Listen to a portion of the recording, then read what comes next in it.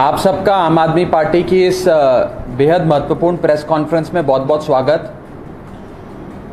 साथियों, जैसा कि आप जानते हैं, आम आदमी पार्टी के गुजरात प्रदेश अध्यक्ष गोपाल इटालिया भाई को दिल्ली में केंद्र सरकार भारतीय जनता पार्टी द्वारा अरेस्ट कर लिया गया है।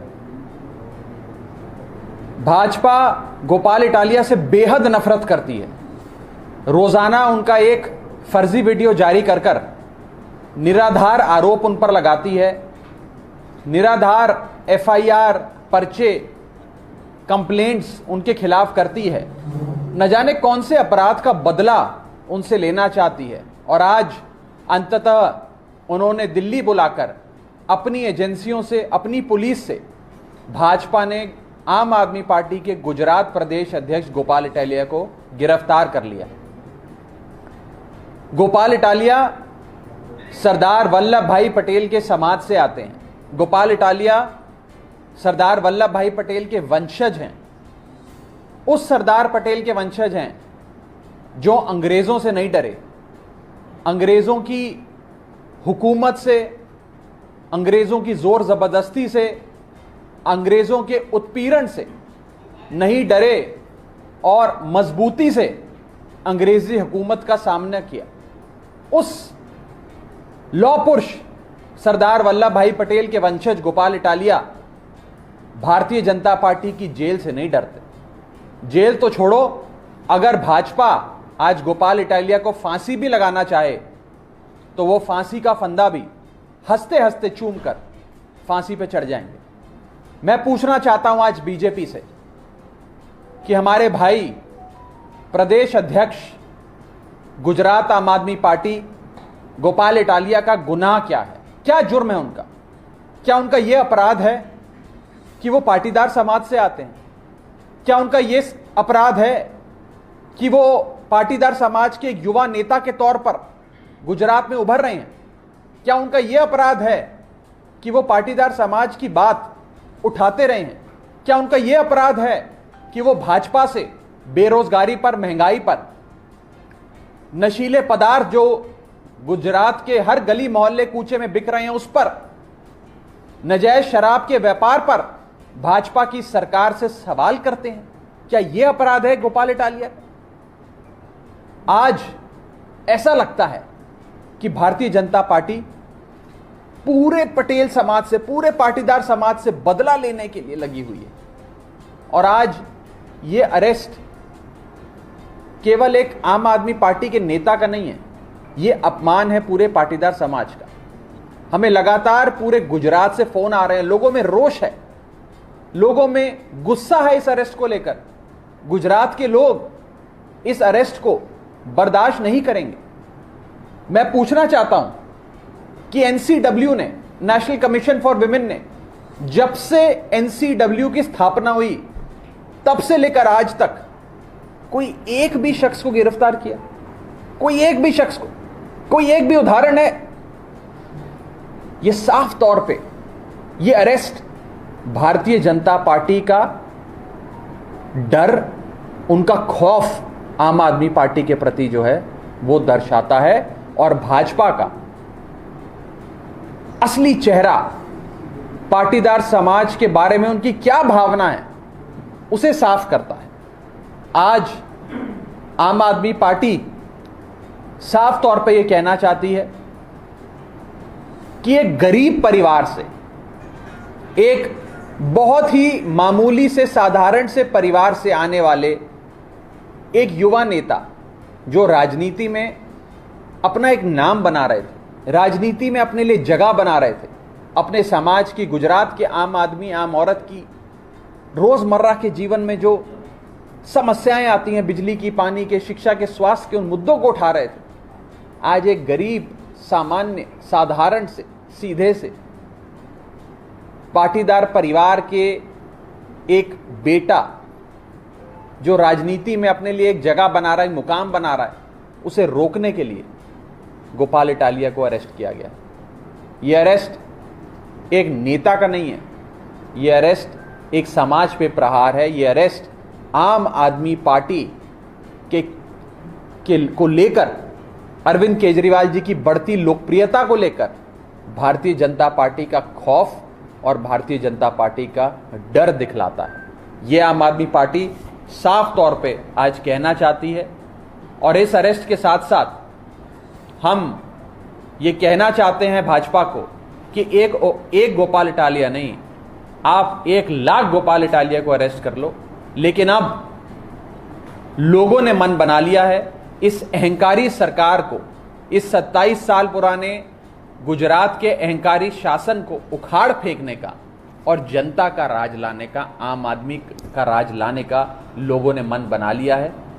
मैं आज आम आदमी पार्टी की ओर से, आम आदमी पार्टी के समस्त कार्यकर्ताओं की ओर से अपने साथी, अपने भाई गोपाल भाई इटालिया के साथ पूरी सॉलिडारिटी एक्सप्रेस करता हूं। हम कंधे से कंधा मिलाकर उनके साथ इस जंग में लड़ेंगे, आगे बढ़ेंगे। ना गोपाल इटालिया डरेंगे, ना गोपाल इटालिया झुकेंगे। चड्डा जी, आप ऐसा कह रहे हैं कि पाटीदार है इसलिए उसकी धर्मकड़ हो गई है और भाजपा ये कर रही है। जो आम आदमी पार्टी के जो आपके जो नेता है गोपाल इटालिया, जो पाटीदार नहीं होते तो दूसरे कोई नेता राष्ट्र नहीं करते। आज से कुछ साल पहले गुजरात में एक बहुत बड़ा आंदोलन हुआ। एक ऐसा आंदोलन हुआ, पाटीदार आंदोलन, जिसने इस अहंकारी मजबूत भाजपा, प्रचंड ताकत वाली भाजपा सरकार को घुटनों के बल आने पे मजबूर कर दिया।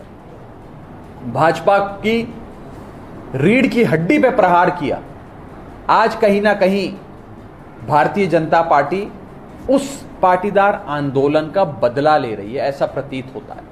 हमें पूरे गुजरात से फोन आ रहे हैं, जगह जगह से लोग फोन कर कर कह रहे हैं कि ये अच्छा नहीं हुआ, ये ठीक नहीं हुआ, हम बहुत आहत हैं, हम गुस्सा हैं, हमारे में रोष है, हमारे परिवार में, हमारे समाज में इस अरेस्ट को लेकर बहुत रोष। मैं भारतीय जनता पार्टी को कहना चाहता हूं, अब चंद दिन बचे हैं, आप अपनी उल्टी गिनती शुरू कर दीजिए। जैसे कहते हैं ना, हिंदी में कहावत है, विनाश काले विपरीत बुद्धि। अब भाजपा का विनाश, गुजरात की सत्ता से उनका हटना लगभग तय है। इसीलिए उनकी बुद्धि और उनका चाल चरित्र चरण सब विपरीत हो गया है, सब उल्टा हो गया है। उपस्थित सभी पत्रकारों का स्वागत है।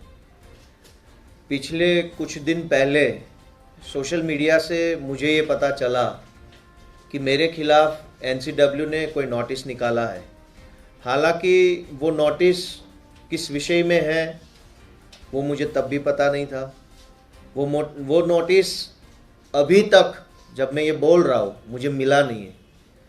लेकिन मैं कानून को मानने वाला एक नागरिक हूँ। जैसे ही मुझे सोशल मीडिया से, ट्विटर से ये पता चला कि कोई नोटिस निकला है और महिला कमीशन ने भेजा है, क्योंकि हम महिलाओं का सम्मान करते हैं, तो हम सामने से बिना किसी इधर उधर की बात किए कि मिला नहीं है, कब मिलेगा, जब मिलेगा तब जाएंगे, कोई इधर उधर की बात किए बिना मैं आज नेशनल कमीशन ऑफ वीमेन के सामने अपना पक्ष रखने के लिए, अपनी बात बताने के लिए मैं आया।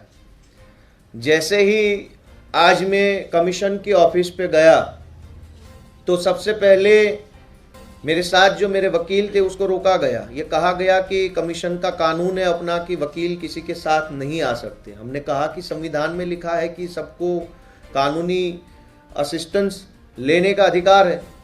मुझे रोका गया, बोला आपको अकेले को ही आना पड़ेगा। जैसे ही मुझे फर्स्ट फ्लोर पे कमीशन की ऑफिस के अंदर ले जाया गया, जहाँ चेयरमैन मैडम बैठती है, उसके चैम्बर में ले जाया गया। मैंने कमरे का दरवाज़ा खोलते हुए पूछा कि मैं कम इन मैडम। उसने बड़ी एरोगेंसी से कोई जवाब नहीं दिया और मेरी तौर देखते हुए बोला कि बहुत ही बदतमीज हो तुम, क्या औकात है तुम्हारी और क्या हैसियत है तुम्हारी। मुझे ये कहा गया। मैं शॉक हो गया कि ये क्या भाषा है, ये किस टाइप का इन्वेस्टिगेशन है, ये किस चीज़ के लिए मुझे इस कमरे में, इस ऑफिस में बुलाया गया। मैं शॉक हो गया। मैं कुछ नहीं बोला क्योंकि वो चेयर पे बैठी है। चेयर की रिस्पेक्ट करना सिटीजन होने के नाते मेरा फर्ज बनता था। मैं सुनता रह गया। मुझे पूछा गया कि ये कौन लोग हैं जो बाहर आए हैं, क्यों आए हैं इतने लोग, और मुझे बड़े भद्दे तरीके से, बड़ी घटिया तरीके से ट्रीट किया गया 2 मिनट के लिए। बहुत डांटा गया, बहुत धमकाया गया। ये कर दिया जाएगा, पुलिस के हवाले कर दूंगी, तुम्हारे ऊपर एफआईआर करवा दूंगी, जेल में भर देंगे, क्या समझते हो अपने आप को, औकात क्या है तुम्हारी, इस टाइप की बातें खुद मैडम ने अपने चैम्बर में मुझे बताई। मैं सिर्फ सुनता रहा, मैं शॉक था, क्या बोलूं क्या नहीं बोलूं। फिर मैं अपने आप से उस कमरे के बाहर निकल गया और मैं अपने वकील जो ग्राउंड फ्लोर पे बैठे थे उनसे मैं मिला और उनको कहा कि मैडम ने मेरे साथ इस तरीके का बर्ताव किया है, ना वो मेरा स्टेटमेंट रिकॉर्ड कर रहे हैं, ना जिस चीज़ के लिए मुझे समन किया गया था उस चीज़ को लेकर कोई बात कर रहे, बस मुझे गालियां दे रहे, धमका रहे। इतनी देर में कमीशन की ओर से पुलिस को बुला लिया गया, फिर पुलिस की ओर इनकी क्या बातचीत हुई मुझे तो कोई पता नहीं है, लेकिन फिर मुझे पुलिस की मौजूदगी में बताया गया कि ऊपर आपको बैठना है। कुछ 8-10 लोग सिविल कपड़ों में थे, वो क्या थे, किस ऑफिशियल कैपेसिटी से वहाँ थे, क्या उनका कोई पदबद्ध था, क्या वो कोई ऑथोराइज पर्सन थे, मुझे कुछ नहीं पता है। कोई एक लड़की थी जो लगातार मोबाइल से एक वीडियो ले रही थी। जब मैंने पूछा कि ये वीडियो ऑफिशियल है, मुझे बताया गया कि हाँ ये ऑफिशियल रिकॉर्डिंग हो रहा है। मैंने कहा कि इसका मुझे कॉपी चाहिएगा, क्योंकि ऑफिशियल है तो मेरा अधिकार बनता है कि मैं जो कुछ आपके सामने बोल रहा हूँ और जो रिकॉर्ड हो रहा है वो सारा मुझे मिलना चाहिए। फिर सारे लोग मिलके मुझे धमकाने लगे, डराने लगे कि क्या हो गया, क्या नहीं हो गया, क्या चीज़ है, क्या नहीं है।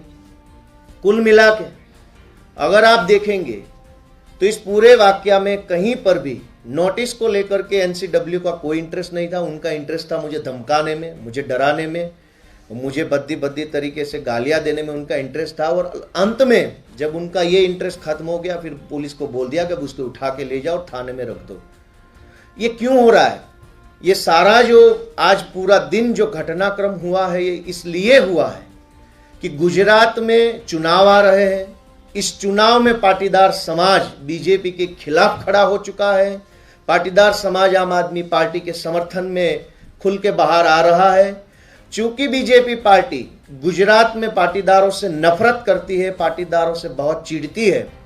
पिछले कुछ साल पहले पाटीदारों के 14 युवाओं पर बीजेपी की सरकार ने गोलियां चलवाई थी और 14 युवाओं को उसने एक तरीके से मर्डर कर दिया था। बाकी जो बच गए उनके ऊपर हजारों फर्जी मुकदमे लगा के हजारों युवाओं को जेल में बंद कर दिया था, उनका करियर खराब कर दिया था। फिर बीजेपी को लगा कि कितनों को गोलियां मार दी, कितनों को जेल में भर दिया, तब भी ये पाटीदारों में से आने वाला गोपाल इटालिया कैसे बच गया, कैसे बच के आगे निकल गया। ये साधारण सा पाटीदार युवान कैसे किसी पार्टी का प्रदेश अध्यक्ष बन गया, कैसे ये युवान बीजेपी को चैलेंज कर रहा है। इसको हैरान करो, इसको परेशान करो, इसको सताओ, किसी भी मुकदमे में डालो, इधर उधर कहीं से उसको बदनाम करो। पूरी बीजेपी पार्टी इस वक्त गोपाल इटालिया के पीछे पड़ी हुई है। मैं क्या हूं? मैं कुछ नहीं हूं, एक साधारण सा युवान हूं। मेरी कोई शख्सियत ही नहीं है एक तरीके से अगर आप देखेंगे। लेकिन जब आप ट्विटर पे, सोशल मीडिया पे देखते हैं, बीजेपी के सारे विधायक, सेंटर के मिनिस्टर, पूरा आईटी सेल एक ही छोटे से आदमी के पीछे लगा के रखा है। क्यों? क्योंकि वो लोग पाटीदार समाज से नफरत करते हैं और नफरत में इस हद तक गिर चुके हैं कि गुजरात से मुझे उठाकर ओखला के थाने में बिठा दिया।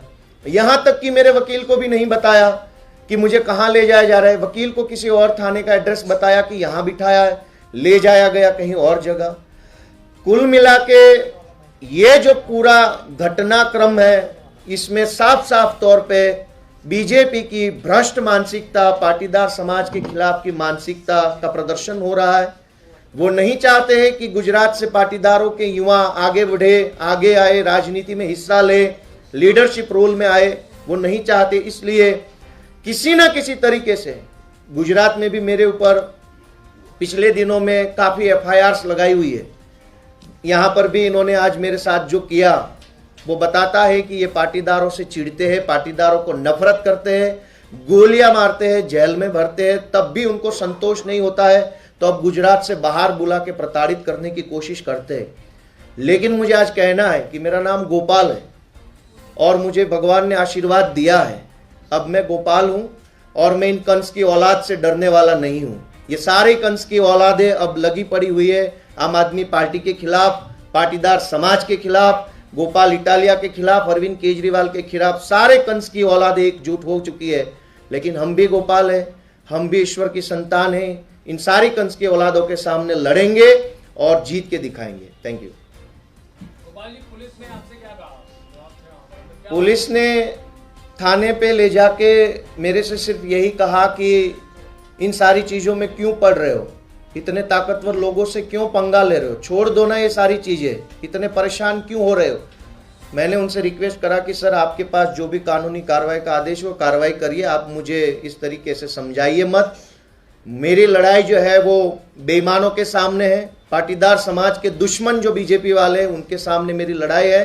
चाहे जो मर्जी मुझे जेल में डाल दे, फांसी पे लगा दे, गोली मार दे या पूरे देश में मेरे खिलाफ मोर्चा निकाले, मैं ये लड़ाई लड़ता रहूंगा। जिस तरह से देश में जो हरकतें चल रही है, एक डेमोक्रेटिक कंट्री है यहाँ पे, जिस तरह से आप जब अपने इलेक्शन की अपने पॉपुलरिटी की जंग लड़ रहे, जो इलेक्शन की तरफ से संविधान में हक है, फिर ये सब चीजें जो आ रही है, रुकावट की, जेल में डालने की, नफरत की, इसको आप कब रोकेंगे और यह कब तक चलता रहेगा? ये जो पूरा जो चल रहा है इस देश में अनडेमोक्रेटिक सारा कामकाज, उसको रोकने की तो लड़ाई लड़ रहे हैं, और लड़ रहे हैं इसलिए बीजेपी को परेशानी है। एक तरीके से आप देखोगे तो पूरे देश को एक सर्कस बना दिया है, सरकार जो है वो सर्कस चला रही है पूरे देश में। तो कुल मिला के हम लड़ रहे हैं, ये लड़ाई चालू रखेंगे। कंस की औलादों को हम चैलेंज कर रहे हैं कि हम आपसे डरने वाले नहीं है, हम पाटीदार समाज से है, हम गुजरात से है, हम सरदार पटेल को मानने वाले हैं। इस लड़ाई को अंजाम तक पहुंचाएंगे और जीत के दिखाएंगे। भारतीय जनता पार्टी की गुजरात में 27 साल से सरकार है। आज तक गुजरात में भारतीय जनता पार्टी का अगर किसी ने खुलकर विरोध किया, एक बहुत बड़े आंदोलन में विरोध किया, तो वो गुजरात के पाटीदारों ने किया। जब से गुजरात में पाटीदारों का आंदोलन चला है, भारतीय जनता पार्टी पाटीदारों से नफरत करती है। भारतीय जनता पार्टी पाटीदारों को कुचलना चाहती है। भारतीय जनता पार्टी नहीं चाहती कि जिस प्रकार से पाटीदारों ने उनके खिलाफ आंदोलन किया, उनके खिलाफ आवाज उठाई, कोई भी गुजरात में भारतीय जनता पार्टी के विरोध में बोल सके। और आज भारतीय जनता पार्टी तिलमिलाई हुई है। क्यों? क्योंकि आज गुजरात में पाटीदार आम आदमी पार्टी का समर्थन कर रहे हैं, गुजरात में भारतीय जनता पार्टी को हटाना चाहते हैं और गुजरात में बदलाव लाना चाहते हैं। और यही कारण है कि गोपाल इटालिया, आम आदमी पार्टी के प्रदेश अध्यक्ष, पाटीदार आंदोलन से निकले हुए एक युवा नेता के खिलाफ रोज रोज रोज रोज फर्जी आरोप भारतीय जनता पार्टी लगाती है, रोज रोज फर्जी वीडियो निकालती है, रोज रोज उन्हें बदनाम करने की कोशिश करती है। और आज सब हदें पार करके गोपाल इटालिया जी को दिल्ली बुला के एनसीडब्ल्यू में आज दिल्ली पुलिस से गिरफ्तार करवा दिया। मैं भारतीय जनता पार्टी को एक कहना चाहती हूं कि आज गोपाल इटालिया को गिरफ्तार करके आपने गुजरात के लोगों को और देश के लोगों को दो चीजें बिल्कुल स्पष्ट तौर से बता दी हैं। नंबर एक, आज आपने पूरे देश और पूरे गुजरात के सामने स्पष्ट कर दिया है कि आप पाटीदारों से कितनी नफरत करते हैं और आप किसी भी पाटीदार नेता को उभरने नहीं देंगे, उन्हें आवाज नहीं उठाने देंगे। दूसरा, आज भारतीय जनता पार्टी ने गोपाल इटालिया जी को गिरफ्तार करके ये स्पष्ट कर दिया है कि उन्हें आम आदमी पार्टी से कितना डर लग रहा है। आज उन्हें आम आदमी पार्टी को जो समर्थन पूरे गुजरात में मिल रहा है उससे कितना डर लग रहा है कि उन्हें चुपके से गोपाल इटालिया को दिल्ली बुलाना पड़ता है और चुपके से गिरफ्तार करवाना पड़ता है।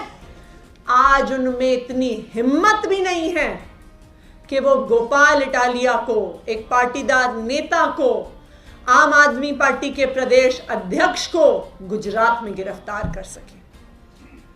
मैं भारतीय जनता पार्टी से ये कहना चाहती हूं कि आपका ये अरेस्ट पूरा गुजरात देख रहा है, पूरा पाटीदार समाज देख रहा है, और जब गुजरात में चुनाव आएगा तो पूरा पाटीदार समाज और गुजरात के लोग आपको इसका मुंह तोड़ जवाब देंगे। धन्यवाद।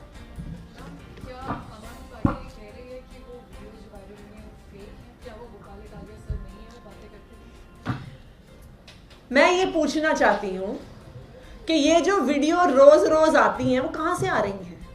मैं ये पूछना चाहती हूँ कि अगर भारतीय जनता पार्टी ये कहाँ से लेके आ रही है वीडियो? आज भारतीय जनता पार्टी ने गोपाल इटालिया को दिल्ली बुला लिया। दिल्ली बुलाने की क्या जरूरत थी? क्या अगर उन्हें उस वीडियो को इन्वेस्टिगेट करना था, गुजरात है, गुजरात पुलिस है, गुजरात की सारी इंटेलिजेंस है, उन्हें दिल्ली क्यों बुलाया? अगर उन्हें वास्तविक तौर पे लगता था कि वो वीडियो सच्ची है, गोपाल इटालिया ने कोई गुनाह किया है, तो करती गुजरात पुलिस गिरफ्तार।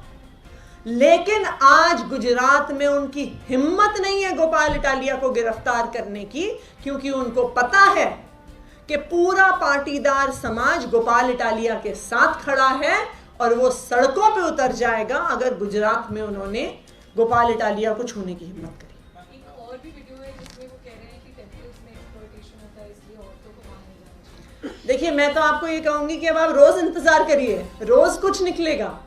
जब तक गुजरात चुनाव नहीं होता है, आम आदमी पार्टी के अलग अलग नेताओं के खिलाफ फर्जी आरोप, उनको अरेस्ट करना, उनको जेल में डालना, ये जब तक गुजरात चुनाव में वोट नहीं पड़ जाता, रोज रोज आपको ये खबरें मिलती रहेंगी, क्योंकि ये भारतीय जनता पार्टी का डर है।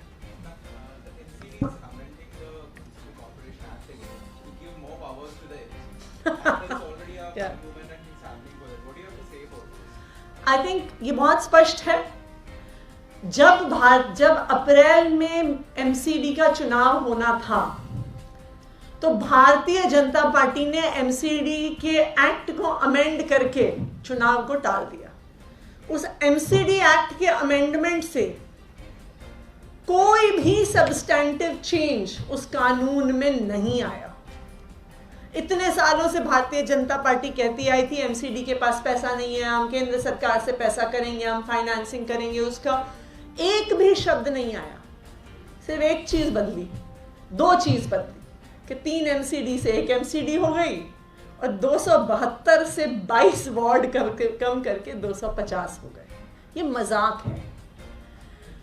इस कानून में जो बदलाव हुआ था उसका सिर्फ एक पर्पस था कि चुनाव को टालना, कि भारतीय जनता पार्टी को पता था कि वो चुनाव बुरी तरह से हारने वाली है, इसलिए उन्होंने चुनाव को टाला। अब जब भारतीय जनता पार्टी का फिर से चुनाव करवाने का समय आया है, तो उन्हें अब फिर से दिख गया है कि वो चुनाव हार रहे हैं, कि दिल्ली की जनता ने अपना मन बना लिया है कि वो भारतीय जनता पार्टी को एमसीडी से निकाल के बाहर करेंगे। तो अब भारतीय जनता पार्टी कोशिश कर रही है कि अरे एमसीडी पर आम आदमी पार्टी आ जाएगी, तो एमसीडी की पावर कम करो, एमसीडी की पावर को एलजी साहब को दो। तो आज एमसीडी एक्ट के इस नए अमेंडमेंट से ये साबित हो गया है कि भारतीय जनता पार्टी ने एमसीडी में हथियार डाल दिए हैं। उनको पता है वो ये चुनाव हारने वाले हैं। नहीं, बिल्कुल हम इस मुद्दे को उठाएंगे, लीगली भी उठाएंगे, अलग अलग तरीके से उठाएंगे। लेकिन देखिए, दिल्ली की जनता सब देख रही है, उनको ये दिख रहा है कि भारतीय जनता पार्टी पहले चुनाव टालती है, और अब एलजी को पावर देने का प्रयास क्या है कि उन्होंने हथियार ही डाल दिए हैं कि 6 महीने 8 महीने बीतने के बाद भी एक तरफा जीत आम आदमी पार्टी की होने वाली है। जैसे दिल्ली विधानसभा में Bharatiya Janata party single digit में आ गई है, एमसीडी में भी यही हाल होने वाला है। भारतीय जनता पार्टी ने आज आम आदमी पार्टी के गुजरात प्रदेश अध्यक्ष गोपाल इटालिया को दिल्ली में गिरफ्तार किया है।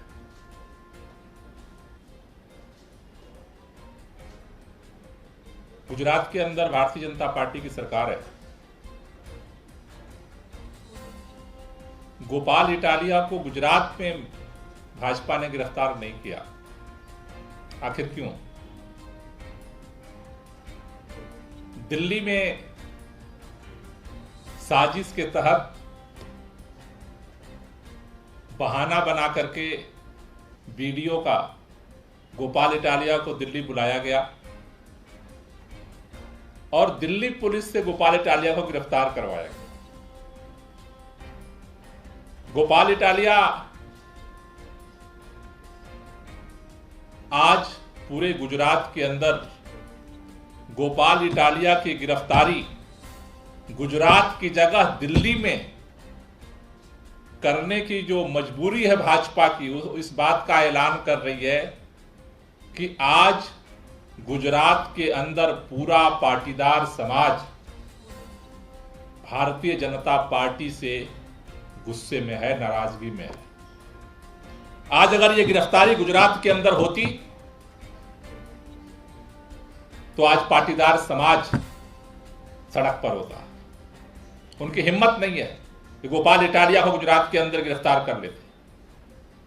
और न सिर्फ पाटीदार समाज के गुस्से का ये भय भाजपा के अंदर है, ये इस बात का भी ऐलान कर रहा है कि गुजरात के अंदर सारे 3 तिकड़म षड्यंत्रों के बाद गुजरात में भारतीय जनता पार्टी चुनाव हारने जा रही है। यह हार की बौखलाहट है।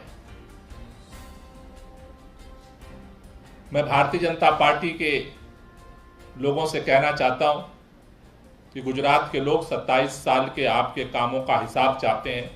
गुजरात बदलाव चाहता है और आज जो गोपाल इटालिया की आपने गिरफ्तारी की है दिल्ली में आकर के, वो आपका डर दिखा रहा है। न सिर्फ चुनाव हारने का डर दिखा रहा है, बल्कि गुजरात के अंदर 27 साल में आज आपके अंदर ये भी हिम्मत नहीं हो रही है कि आप वहां गिरफ्तारी कर सकें, क्योंकि समाज आज पूरी तरह से आज इंतजार कर रहे हैं गुजरात के लोग कि अगर कल चुनाव हो तो कल आपकी विदाई की जाए गुजरात से। इसलिए फर्जी तरीके से षड्यंत्र करके गोपाल इटालिया को दिल्ली बुलाया गया और उनकी गिरफ्तारी की गई। भारतीय जनता पार्टी का यह डर दिखा रहा है कि गुजरात में अब मुकाबला करने की स्थिति में आप नहीं है। इसलिए भाजपा ये सारा षड्यंत्र कर रही है। पहले ये पता चला कि गोपाल इटालिया को सरिता विहार थाने ले जाया गया है, लेकिन अभी तक ये पता नहीं चल रहा है कि उनको कहां लेकर के गए। तो मेरी भारतीय जनता पार्टी से यही निवेदन है, गुजरात के लोगों को उनके 27 साल के कामों का जो जवाब मांग रहे हैं, स्कूल का जवाब मांग रहे हैं, अस्पताल का जवाब मांग रहे हैं, महंगाई का जवाब मांग रहे हैं, बेरोजगारी का जवाब मांग रहे हैं, उसका जवाब दीजिए। इस तरह के गिरफ्तारियों से लोगों में गुस्सा बढ़ रहा है और जितना ही इस तरह के आप षड्यंत्र करेंगे उतने ही ज्यादा तरीके से बुरी तरह से गुजरात के लोग आपको हराने के लिए तैयार हो रहे हैं। कोई क्वेश्चन हो तो ले लीजिए।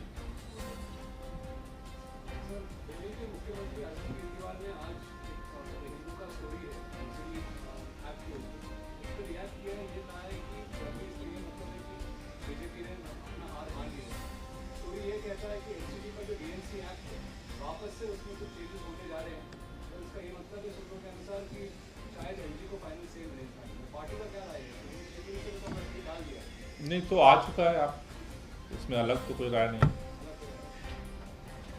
Thank you.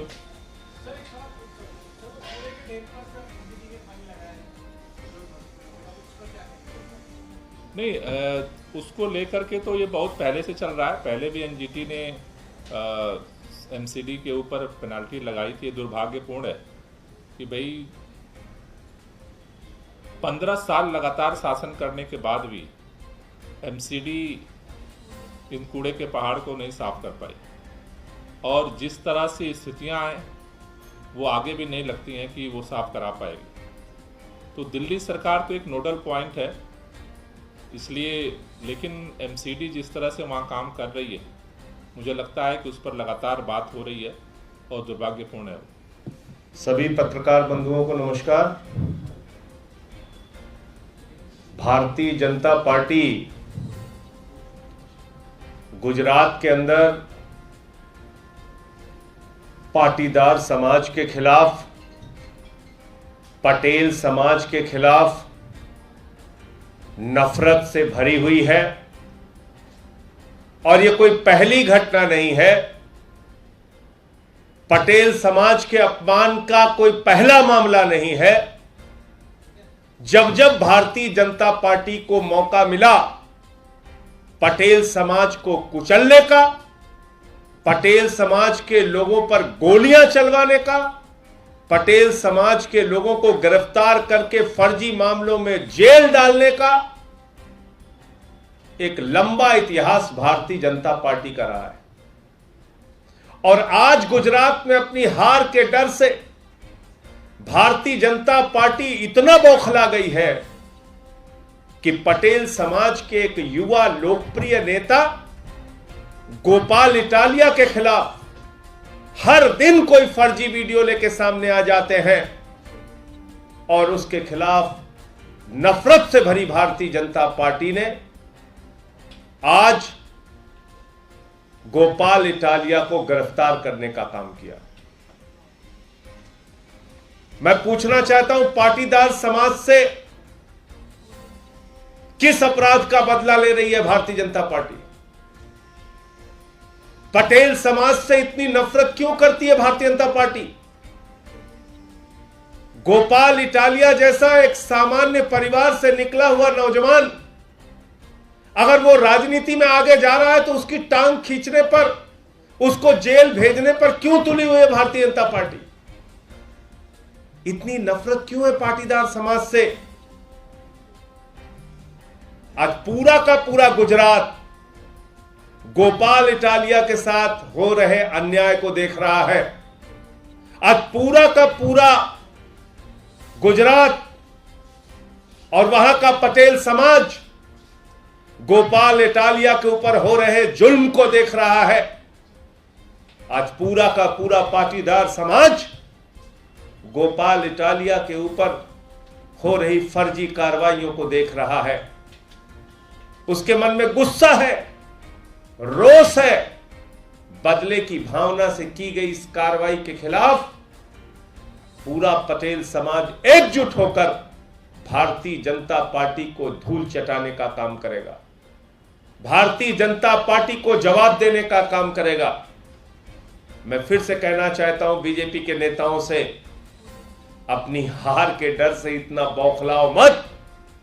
तुम्हारी हार गुजरात के अंदर, गुजरात के आम आदमी ने इसी जुल्म और जाति के कारण निश्चित कर दी है, लिख दी है। समय आने पर उनका फैसला तुम्हारे सामने आएगा। मुझे इतनी बात कहनी थी। आपका कोई प्रश्न हो तो आप पूछ सकते हैं।